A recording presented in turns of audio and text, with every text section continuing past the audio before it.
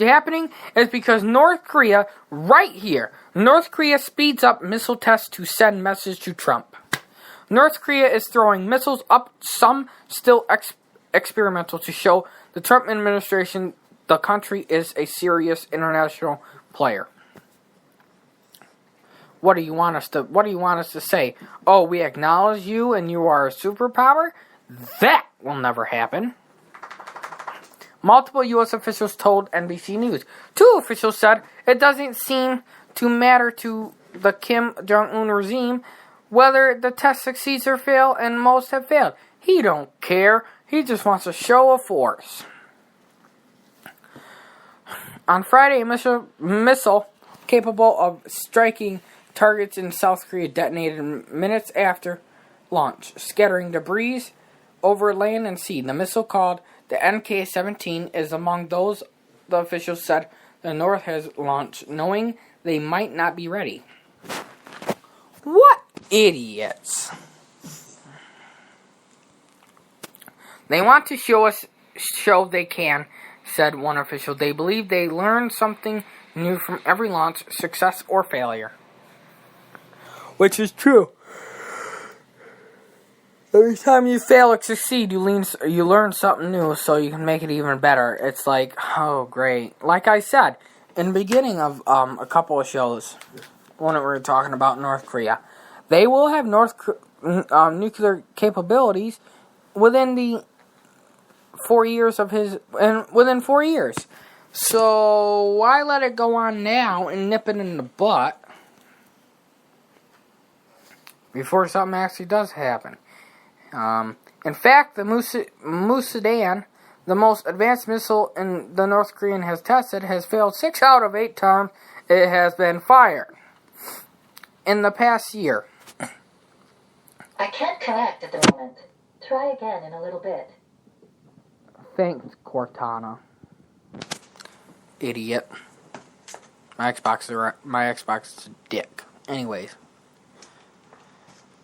Leading to one of the CIA analysts to say it, comes equipped with its own fire extinguisher. What? I didn't even know that. Wait a second. It says here, it comes with its own fire extinguisher. Why would it? Who does that? Who puts a fire extinguisher on it? What? Why? Not like the thing's gonna fucking burn down the goddamn place when you fucking test it.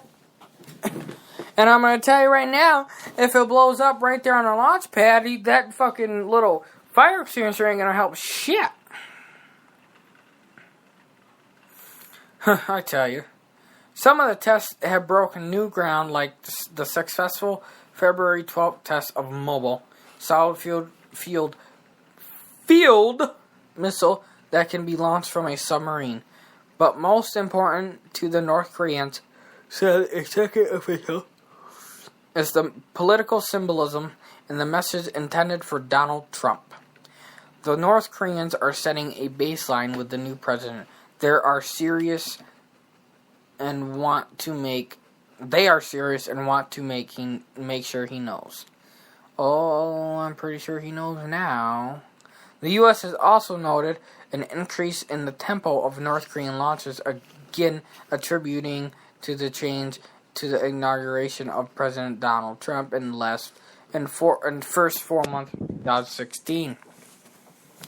North Korea launched 5 missiles. None succeeded. This year, 10 missiles were launched. At least 5 succeeded. That tells you something right there.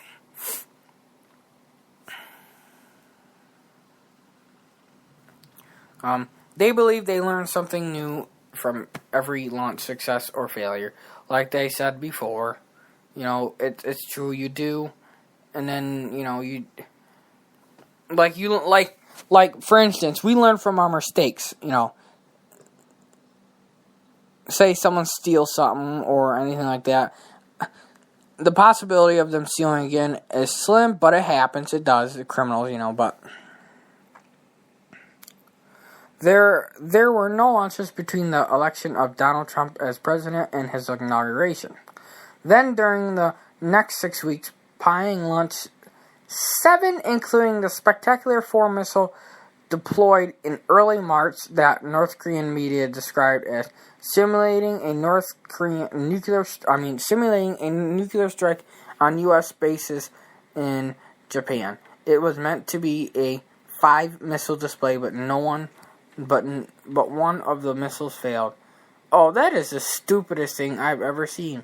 There's a picture here I got. It says, I can't show you the picture, obviously, but it's a visitor by the TV screen showing a news program reporting about North Korean's missile firing at Seoul train station in Seoul, South Korea, Monday, March 6, 2017.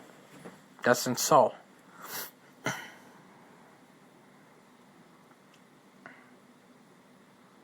Oh, that's funny.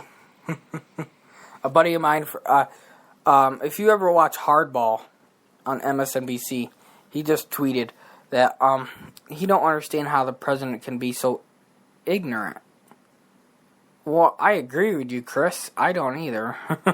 Donald Trump is so ignorant, it's not even funny. I mean, he's ignorant about everything. Oh, we're going to make friends with Russia and everything. Well, look how that turned out for you, buddy. He's just ignorant, and I can't stand the fucking guy. I don't understand why he's president, to be honest. The people voted for him. I respect that. Whatever. But I'll put it to you this way. I seriously doubt he's going to last 4 years. That's besides the point.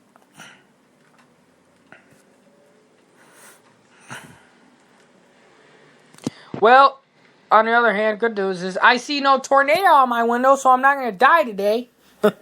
Oh, man, I tell you. I have fun with storms. I make fun of them any way I can.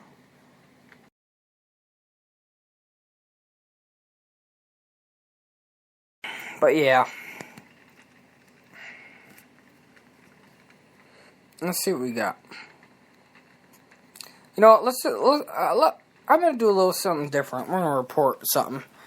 See, I haven't looked up anything about space in a while. Let's see if I can, let's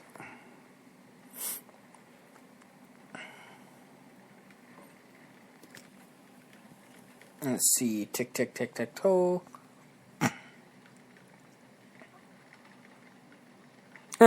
That's funny. It says right here, this is from Mac on NBC. Scientists have some pretty wild ideas for preventing space junk Armageddon. That means the space junk that we have so much space junk in our orbit. It's not even funny. We have 750,000 objects that are in our orbit that is can cause serious problem if they come down. That's not good. They have some wild ideas. Retired NASA scientist Don Kessler found himself in an all too familiar role at last month's European Conference on Space Debris.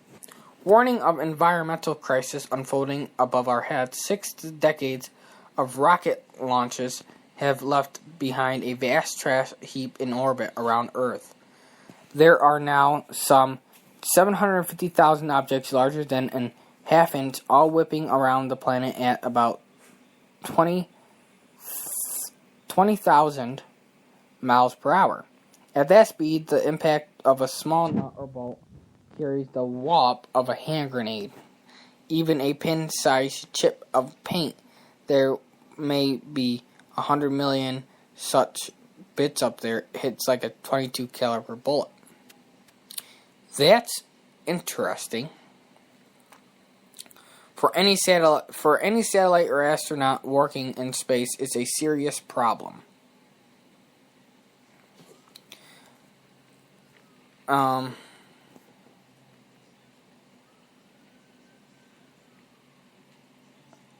Holy crap.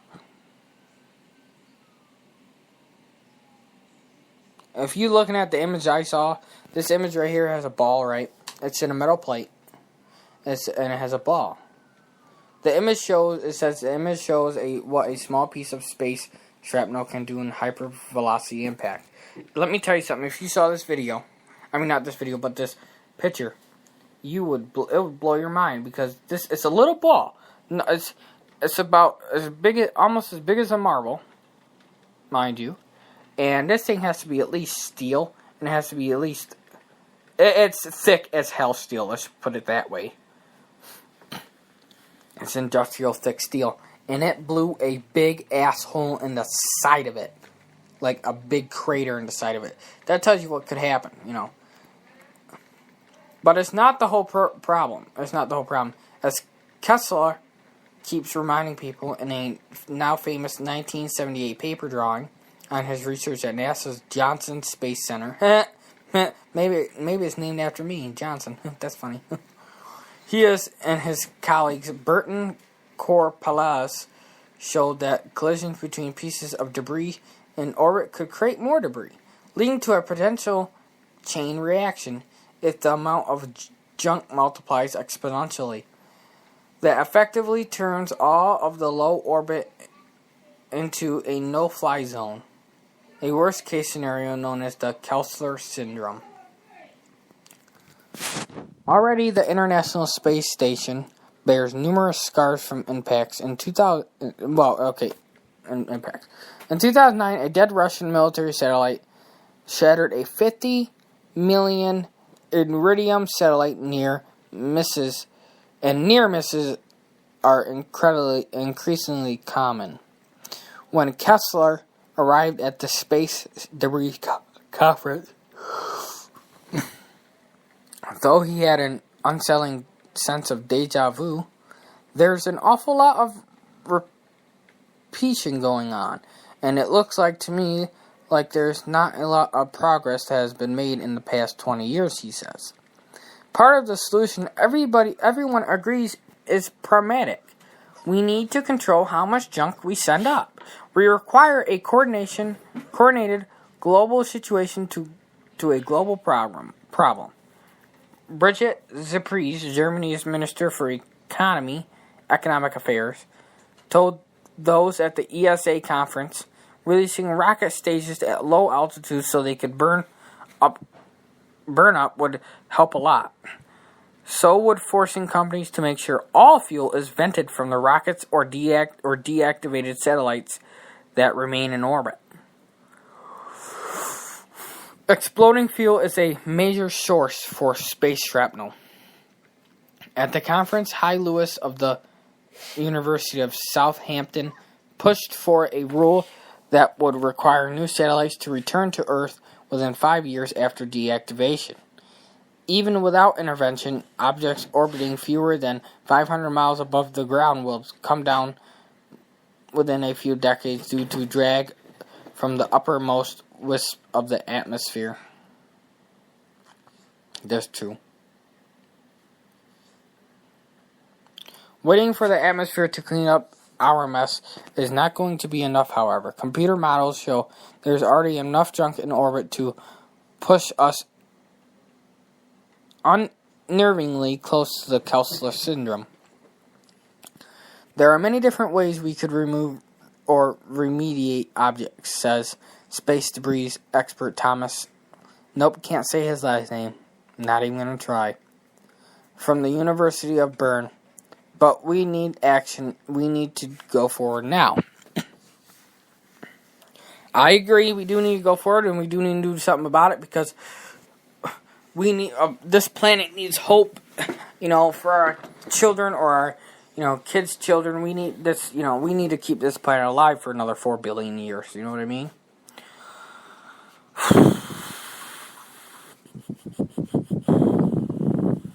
We're going to stop it here because it's just crazy as hell. But basically, we got to do something about it, or in the future, it could become very dangerous.